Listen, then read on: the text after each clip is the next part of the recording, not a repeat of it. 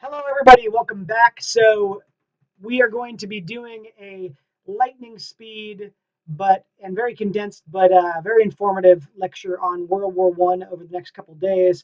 You will learn all about what actually happened in the war, and we'll be processing that a bit and seeing what the impact was.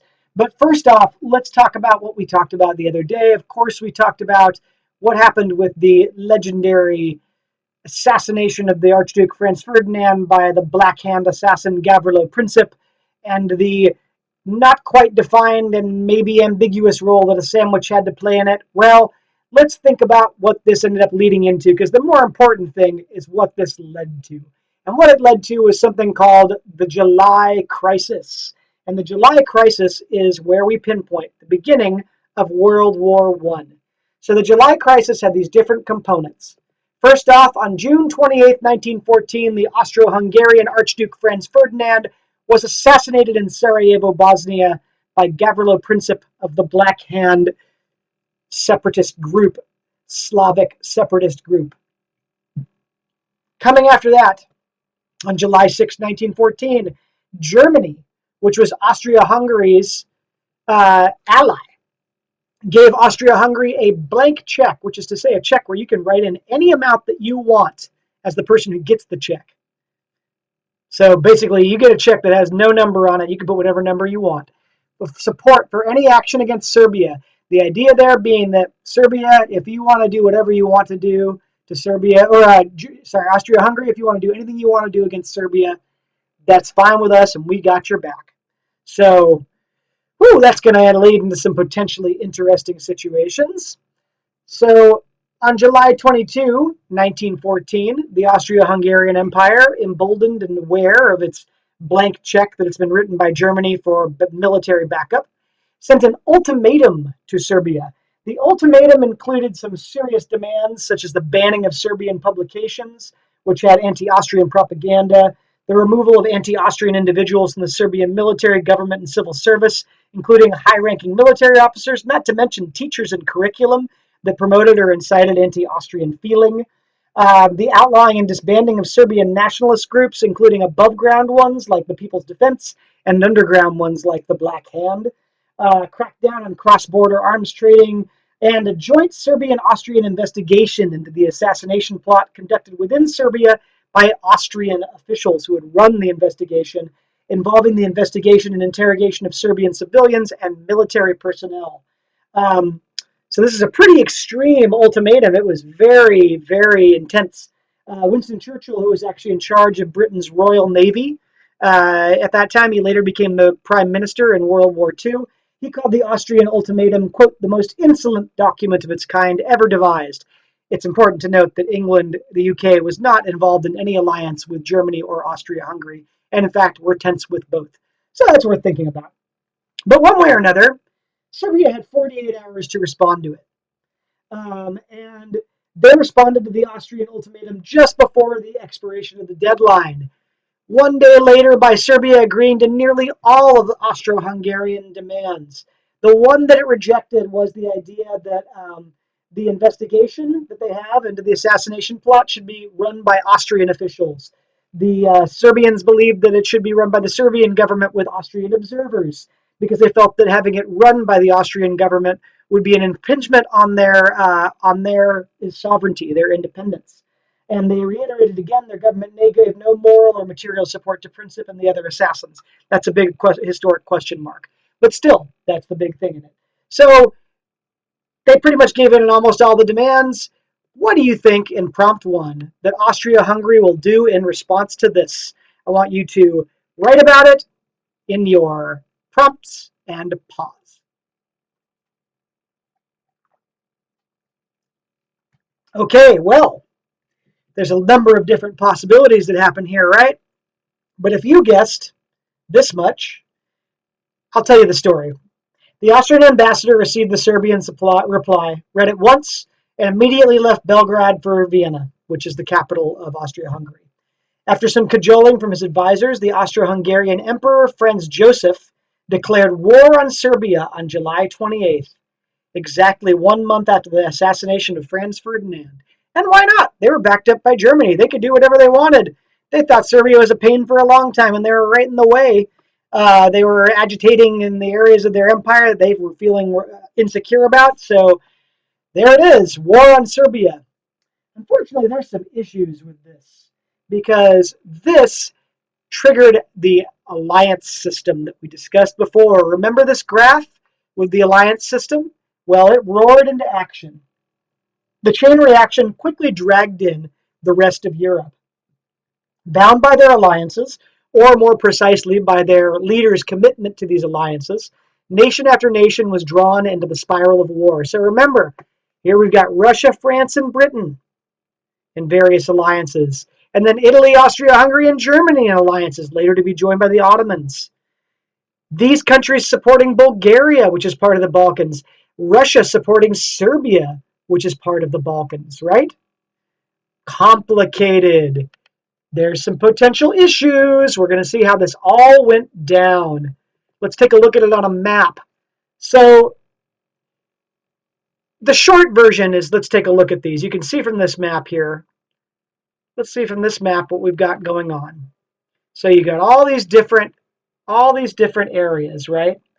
So with alliances, we've got a really big question in terms of how these alliances are going to respond. Diplomacy, war, what is it going to be? Well, let's do a quick rundown of the chain reaction, which we're then going to be getting more into. So Serbia had an agreement with Austria, or with Russia. Serbia and Russia right here had an agreement with each other. Remember, they were both Slavic countries, and they had some commonalities, and Serbia saw a lot of advantages in having some kind of an alliance with a really big Slavic power that happened to be bordering their most concerning enemy state, Austria-Hungary.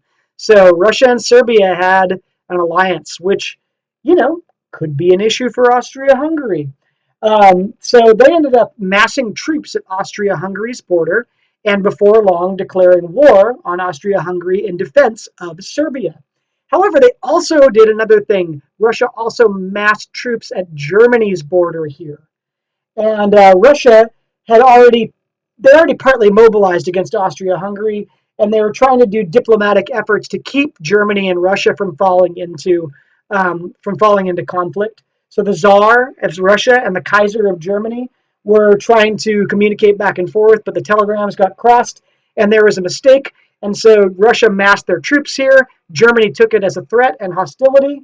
And then in addition to what was going on with Germany's blank check and the alliance system, well, we ended up having a treaty that ended up causing Germany to declare war on Russia because Russia and Austria-Hungary were at war. There were troops here. Germany had an alliance with Austria-Hungary, so looks like they got a war over here. Oh boy. France, of course, as we talked about earlier, had an alliance with Russia. So they objected to Germany and Austria-Hungary's actions as well. And remember, France was in Germany's sights the whole time. So now, wow, we have a really big pickle here happening real quick. So let's see what goes on with that. But let's first off think about what, after this has begun and there's some issues. Okay, France, Russia, whoops, there might be an issue with fighting in these different places. What is your war strategy going to look like if you're having to deal with both France and Russia, and you're supporting Austria-Hungary as well in their fight against Serbia, right? So what's your war strategy going to look like? Write about it and pause.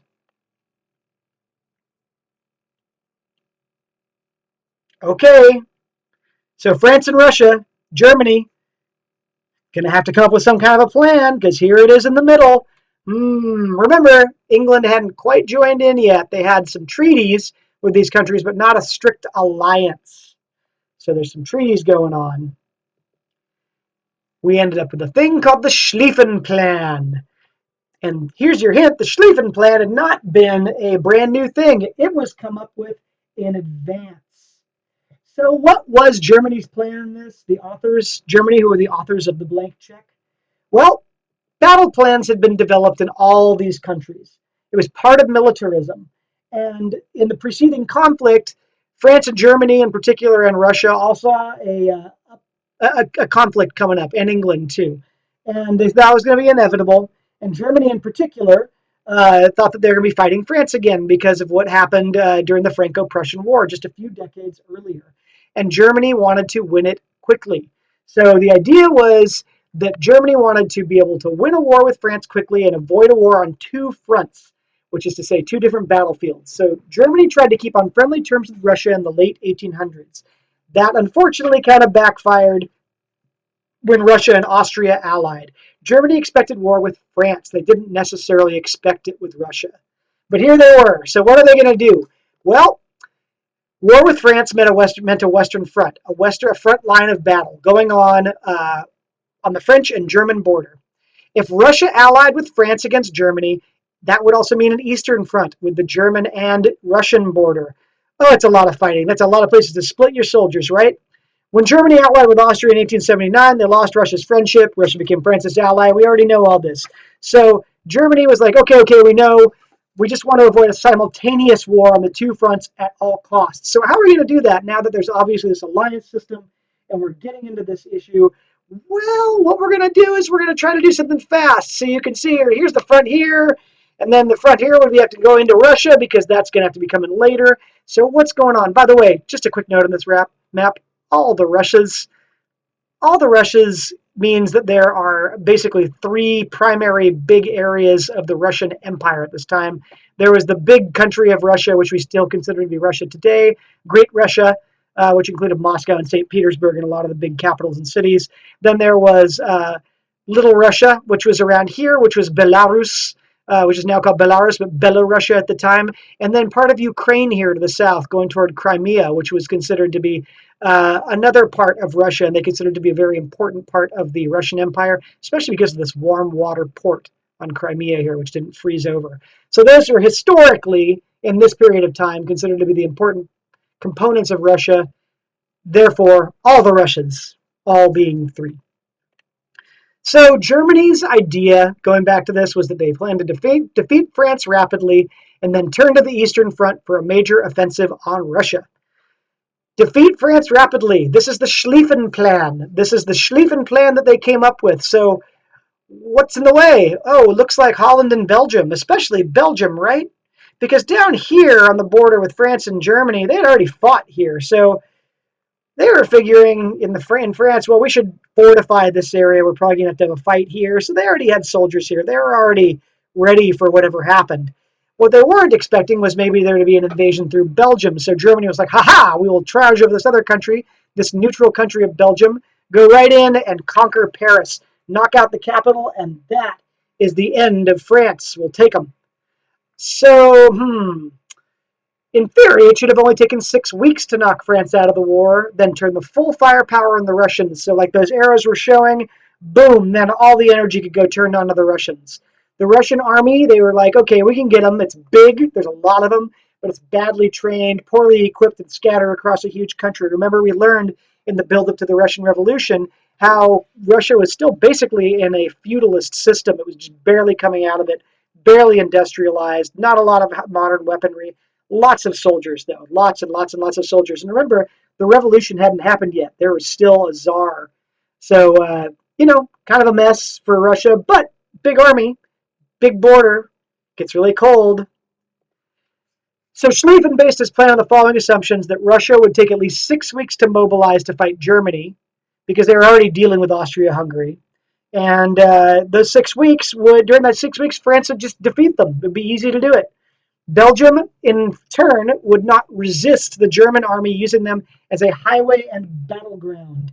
And that Britain, right next door, the UK, would remain neutral, based on a 70-year-old treaty with Belgium that established neutrality. So these were the assumptions. What do you think? Do you think the Schlieffen Plan is going to work? Take a pause and write.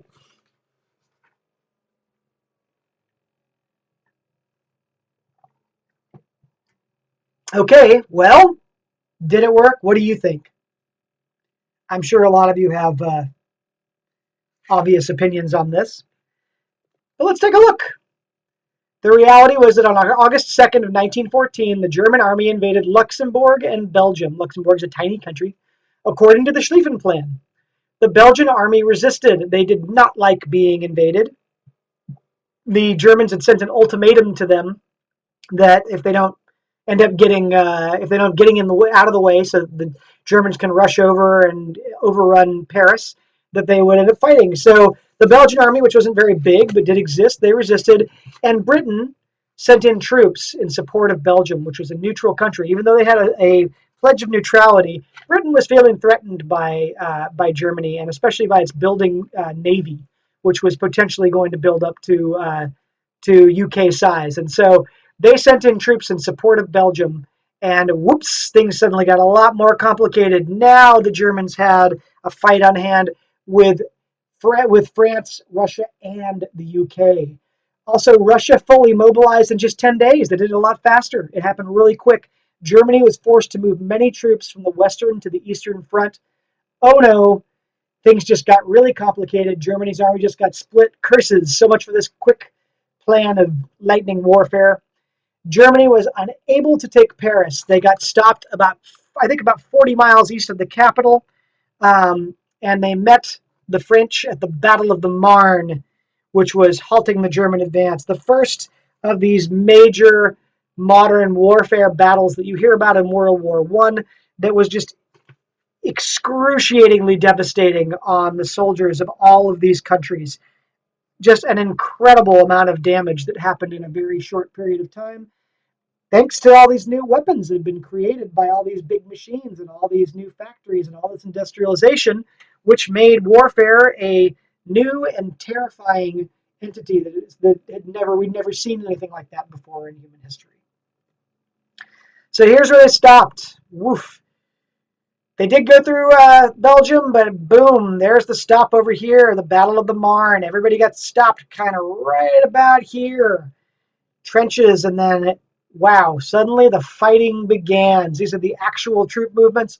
This yellow arrow here, this was what they were trying to go for. Didn't work out so good. So yeah, about 40 miles from Paris at the closest at this point. So instead of knocking France out of the war, the Germans found themselves trapped on the Western Front, facing the combined armies of France, Britain, and their empires. This included, for Britain, Canada, Australia, lots and lots of places. Instead of a short and swift campaign as anticipated, Germany's attack on France became a long, costly, and horrible war. Absolutely horrific war.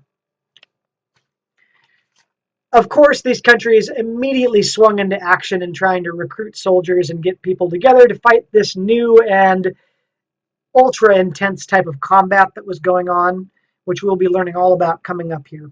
So, given the brutal, I want you to think about this question. Given the brutal reality of ground combat during World War I, the trench warfare we're going to learn about, while you're looking at this, I want you to think about why these recruitment posters would be so different from each other and how they would appeal to people, right? I want you to think about this. So here's a British one. Are you in this, right? It's appealing to all kinds of different ideas of Britishness, right? It looks like there's people fighting in different places, people creating things at home for the war effort. Here's the people actually fighting, the business people making money, people building stuff, women building stuff and doing work at home, nurses. And then Germany, your fatherland is in danger. Register right now, right? So the fatherland is in danger. Got a soldier right here, ready to go. And this is a piece of French propaganda. You can see it says in German, for Gott, Vaterland and König. So God, fatherland, and king. And underneath it says the same thing, pour Dieu, la patrie, l'empire. So it's a kind of facetious thing, right? It's starting to depict the Germans in a very particular way. Obviously murdering an infant here. So you can see how the German soldier is starting to be depicted in these. As you start thinking about these and you think about what they were trying to recruit for, now I want you to think about the idea of total war, which is what ended up happening. This total war on land, air, and sea, plus the home front, which is where the civilians lived. So this is this new idea of total war, everything at once. Land, air, and sea, plus people working at home and home being attacked. So stalemate. Things devolved very quickly into what they call stalemate. Stalemate is when there's no action. Things aren't happening.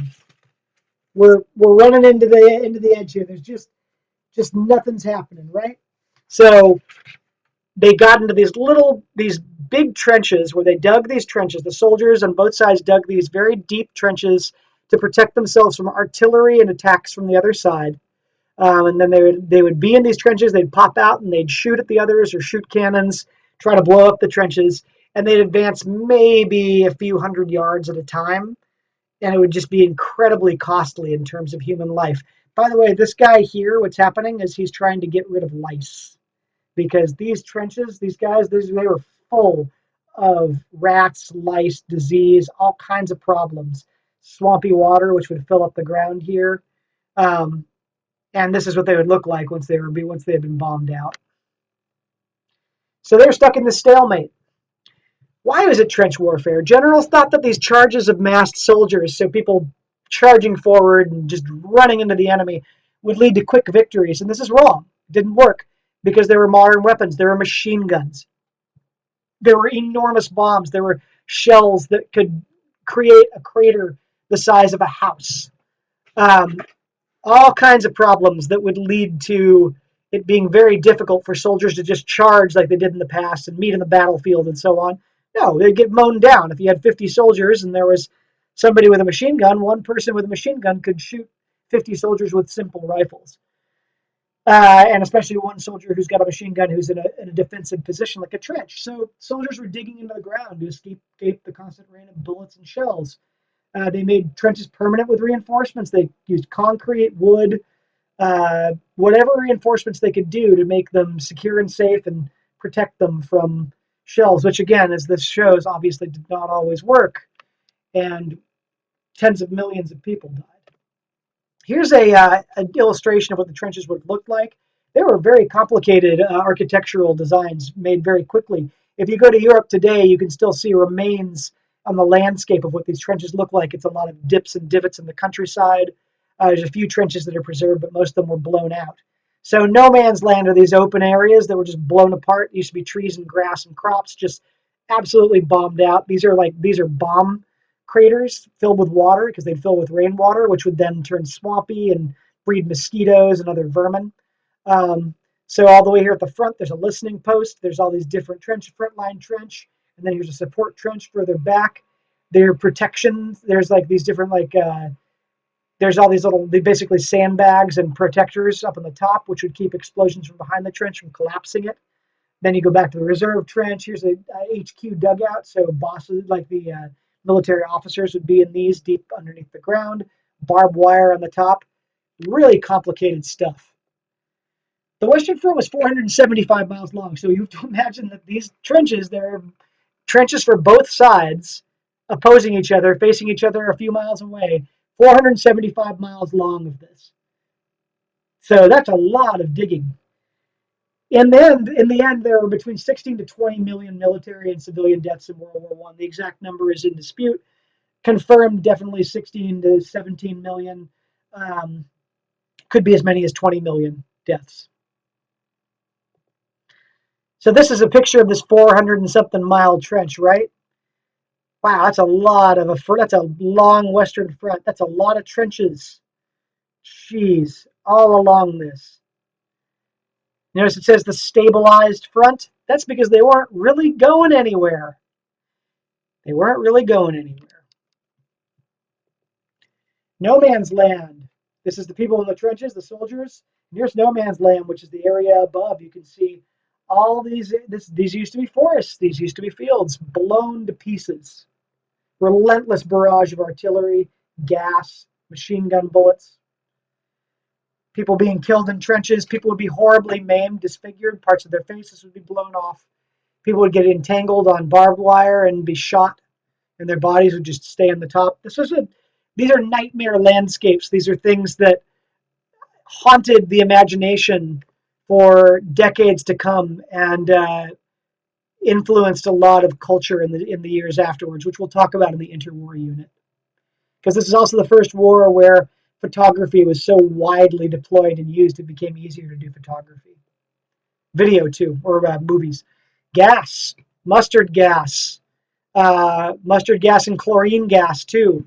So these were deadly gases that were deployed in shells. The mustard gas was a super potent toxin for both skin and eyes and sinuses. It could kill very easily. It also could just maim soldiers, make your skin blister up. Um, this photo actually is very sadly from recent uses of mustard gas. This photo is actually from Syria, and Hafez Assad in Syria has used biological weapons, including gas warfare against his own people in the civil war there. And this is from World War One. This is a soldier who's been burned by mustard gas, and they'd have to wear gas masks for this. You can see here this image of a soldier wearing a gas mask and a dog, which was being used for reconnaissance and fighting, also wearing a gas mask. Again, just think about how these images became basically nightmares in the minds of people. This is a row of casualties, soldiers who've been blinded by mustard gas. My own grandfather, he was older when he had my dad, and my dad was old when he had me. But my own grandfather actually fought in World War One, and was blinded by mustard gas for about 6 months before he got his sight back. So he was one of these guys. So you can see chlorine gas too, which is bleach, basically chlorine bleach, and it would kill people very quickly and do very, very deadly things. It's a green cloud of chlorine gas, heavier than air, so it would land. A little bit of wind would blow it into the trench, and then people would choke to death. Their lungs would start to bleed. Mustard gas, they'd fire it, and again, the same kind of thing. The gas is heavy, it bursts, hollowed shell full of liquefied gas, and the gas would blow into the trench. They'd have to determine where the wind was blowing. So then there's fighting from the air. This is the first time this had ever happened. There had never been aerial combat or aerial maneuvers or anything going on with the air. Flight had just been developed. You could see here, this is a reconnaissance flight and a hot air balloon where a British soldier is flying over the countryside to try to look at troop movements. These images later started to influence art as well. You can think about things like modern art where there's all these geometric designs, kind of interesting to think about. But also looking over here, you see a Zeppelin, which is a German airship bombing a Russian city here. So they would just fly overhead and drop bombs. It was the first aerial bombardments. Interestingly, the first aerial bombardment had been a few years earlier, when the British had been fighting in Afghanistan and the British Empire, and along the border with India, and they had actually just dropped grenades from planes, from small biplanes. Those are the first aerial bombardments in history in Afghanistan. So Zeppelin aircraft were initially used for just reconnaissance and artillery spotting, but they were used by the end of the war for bombing, also dogfighting, like Snoopy and the Red Baron in Peanuts comics, and spying. Like they would actually like shoot at each other in the air. All this aerial combat would happen. Lots of stuff would happen. Talks about here an airship in 1916 being shot down by Captain Leif Robinson. So here's bombers, the development of them in 1914. It's this big clunky thing. 15 is a little more. 16, it's getting a little more complicated. 17 and 18, well, you're not really all that different, are they? But they did change a bit. World War II definitely changed it. So C, naval powers were mostly used by the Allied powers to blockade central supply shipments from the Central Power Supply shipments. So the naval powers were trying to Germany was trying to block supply shipments to England and they were trying to block the Central Powers using submarines. Germany was using their submarines because Germany developed submarines early on to try to to break these blockades. So there was naval power. There was all these naval battles over basically supplies going in and out between the different supply shipments. The Central Powers were all these different countries fighting. And so the naval powers by these different allied groups, the Entente and the Alliance, they were being used to blockade supply shipments to the other side. And these powers used submarines to try to break it. The Germans in particular had a real edge ahead on submarine warfare, the U-boats. And remember, these are the dreadnoughts that the British were really far ahead in. So a lot of this was like dreadnoughts, which is battleships, versus U-boats, which are these submarines, which had these early torpedoes.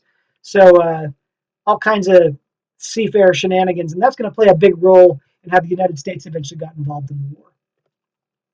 So I want you to think about prompt number 4 here, right? Write about how the Industrial Revolution was partially responsible for the battlefield that World War I soldiers faced. So from what we just learned, how is the Industrial Revolution partially responsible? Pause and write.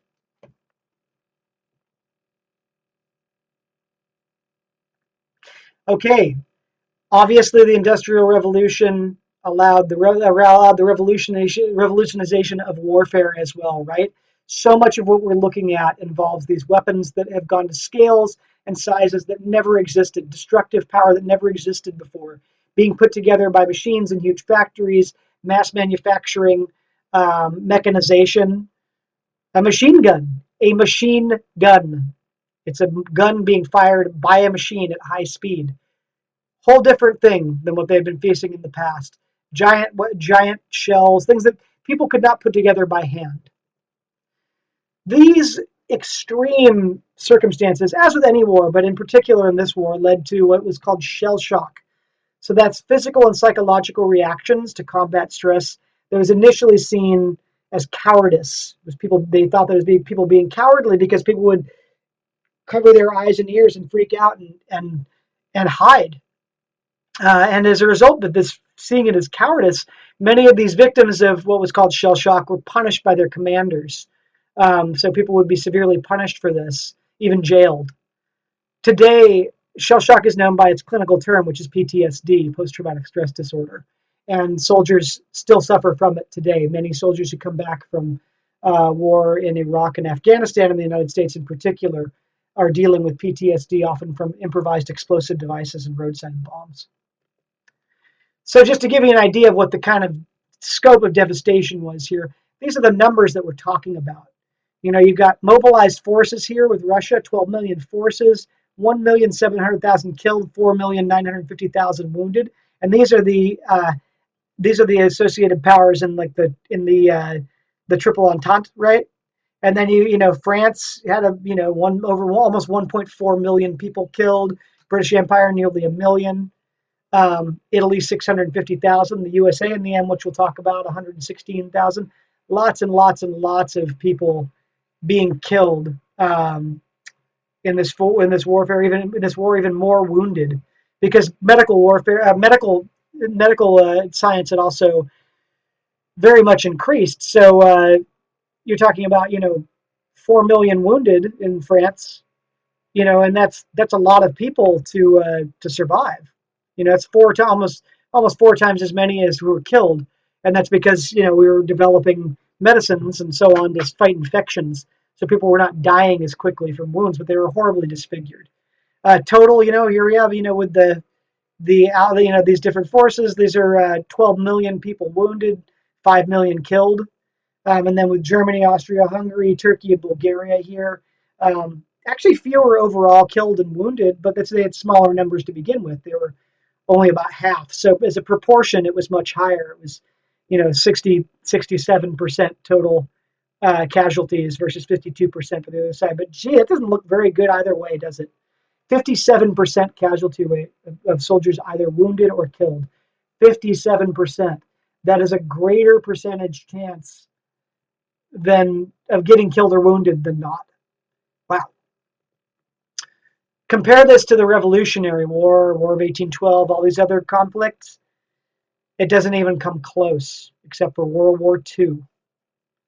Absolutely, absolutely unparalleled scale of brutality. These are for the United States, by the way, these statistics. So meanwhile, we're getting back here on the home front. We're talking about the home front, right? Britain's war workers, behold the smart post lady who brings letters to our houses. Also the tram conductor and those sweet things in trousers. Whoa, a little, old-timey sexism here, but this is the time. But things are also changing. This is different. These are women working in some interesting roles. Here's some more women working in interesting roles as miners, working in munitions factories. This is different, right? This is a different thing. Men were mostly enlisted or conscripted. They were drafted into military service, and women took over many traditionally male jobs. Resources were diverted to military efforts, food production and international trade shrank. The war started with near universal support at home, especially in mainland Europe. However, this began to fade, especially after economic troubles and famine spread. A little less in England, but in mainland Europe in particular, as things got really bad in France and in Germany, the support really began to fade for this war. Many vocal opponents of the war were punished or jailed. So all kinds of laws were passed to punish or jail vocal opponents of the war. So I want you to think about prompt number 5. What are some ways this change in women's roles may have had an impact on the countries of World War One? Think about it outside of just what's going on in the country during the war. What about overall? What about socially? What about women's rights, voting? Think about these different things. How women are involved. How's that going to have an impact on the economy and the economy going forward, and on what women see as their role? So think about that and pause.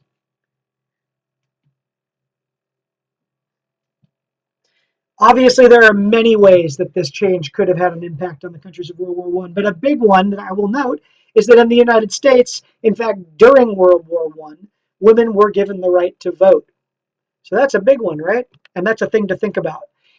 Women began to enter the workforce in numbers and ways that they never had before. It led to more attention on women's health, and women's rights began to exist in a more prominent manner than they had prior to that, as women began to work in these traditionally male roles.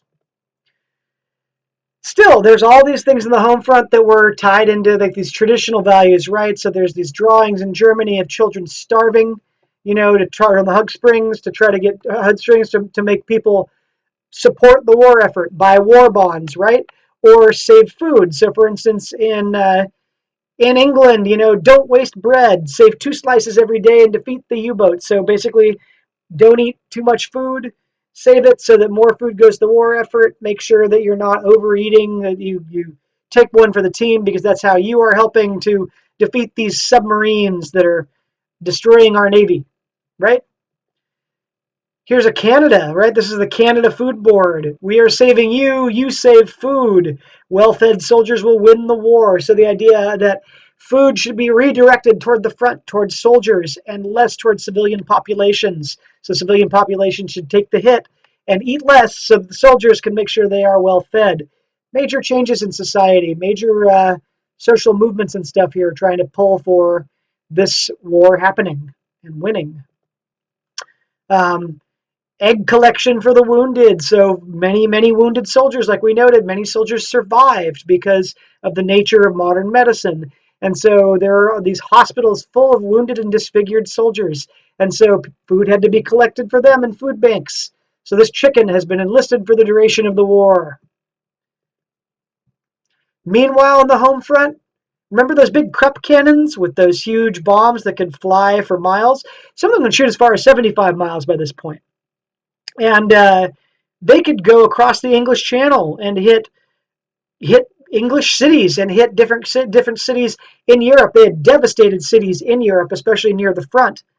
But they also were shooting all the way across the ocean, and sometimes from ships as well. So here is a German bombardment that hit the city of Scarborough, the coastal city, and killing people, civilians, blowing up soldiers and buildings, usually aimed at cities which were making armaments. And this one it talks about 78 women and children were killed, 228 women and children and wounded. This was going on all sides.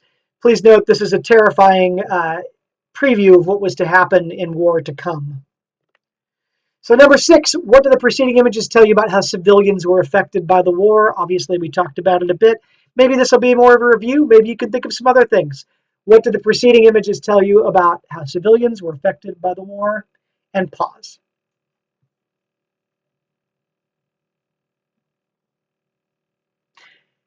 However you talked about the specifics and examples, one thing that became clear is that civilian target populations were becoming targeted in ways that they had not in wars in the past. And this was a new thing in modern warfare that was going to continue and become during World War II almost a primary characteristic of war. We'll get more into that. Meanwhile, we're talking about the different propaganda from the sides. Here's some propaganda from Germany. Got 4 in the hand. This is showing Germany holding Belgium, Russia, the French, and the English as if they've got them drawn as cards. They've got them in their hand. We got them. We're gonna get them. They're just like cards in my hand, and I'm gonna play them like a deck of cards. And that's what the Germans are thinking. At least their propaganda machine is. A lot of people in Germany were starting to lose faith in this kind of thinking. Here's some more propaganda from Germany. Kaiser is the king of the people. This is for God, country. This is an image of a medieval German soldier slaying a dragon. What they're seeing is the British dragon with a sword. Dragons were a really important component of German mythology. A lot of the classical medieval mythology and all the Grimm's fairy tales and all that stuff, a lot of those come from Germanic fairy tales. Here's one other rift on that. This is the German warrior fighting a many-headed serpent or hydra with the prime minister of England, and there's all these different powers that they're fighting. France, Belgium, all these different powers that they're fighting. The Russians. I can't read all the German, but they are definitely fighting this many-headed dragon with their majestic sword of this glorious mythical English or German power. Here's some Austro-Hungarian propaganda. It looks a little different, huh? So these are Austro-Hungarian propaganda that are trying to get people to donate money to buy war bonds to help fund the war effort from Austria-Hungary, who are still fighting, of course, especially in the south of Europe. And so these show a lot of money, a lot of gold, a lot of bling. And part of this is tied to the fact that Austria-Hungary was a very wealthy empire tied into banking and other industries. It was old and rich, and it had a lot of money behind it. So there was a lot of money within it, even though it had not modernized as quickly as some of the other countries and regions of Europe. It was very, very wealthy. Vienna was one of the richest cities in the world. And here you've got this more German propaganda. Here's a recruitment poster for German pilots, so they could become they're talking about getting into an airplane and shooting them down, like the Red Baron, who was actually a baron, von Richtenhofer, who shot down dozens of warplanes of the opponents before finally, of English and French warplanes and American warplanes, before finally being shot down himself. And this German protecting the family. As the war went further along, you can see how the propaganda begins to shift as it's more about Germany really protecting its homeland, because they could see that this warfare was starting to happen more and more on their soil. This is from 1918, or at least get closer and closer to German soil, and they were assuming that they were going to get invaded. So it became more about a protection necessarily than trying to win otherwise. Meanwhile, again, more and more British are getting sent out. The women of Britain say go, so get out there and do your thing. Many, of course, did not come back. Meanwhile, to try to make trench warfare not look so awful, there's the cleanest fighter in the world, the British Tommy. Soap is very important. The clean, chivalrous fighting instincts of our gallant soldiers reflect the ideals of our business life. The same characteristics which stamp the British Tommy as the cleanest fighter in the world have won equal repute for British goods. So this is Sunlight Soap, typically British. So they're talking about basically soap being a really important thing to fight infection, which, not all that different than today. And as we'll learn a little bit when we get into the influenza epidemic, also related to that. Final thing we're going to do for the day, I want you to look at prompt number 7. I want you to think about all those other things that we just learned, all the other propaganda posters we see. I want you to think about this political cartoon from the time. It's called The Deserter. Remember, a deserter is somebody who decides that they are done with the war and leaves their unit to try to escape, to try to get away from the war, get out, leave. go home, go somewhere else, escape the war, no longer be a soldier, desert their unit. What do you think the message of this cartoon is? I want you to look at who's aiming, who these different figures are, because they represent different things. I want you to think about who this might be, and I want you to think about what this is about and how it might have gotten to this point. This is from around 1918, by the way, near the end of the war. After you finish with this, you're done for the day, and we will finish up next class. So there we go.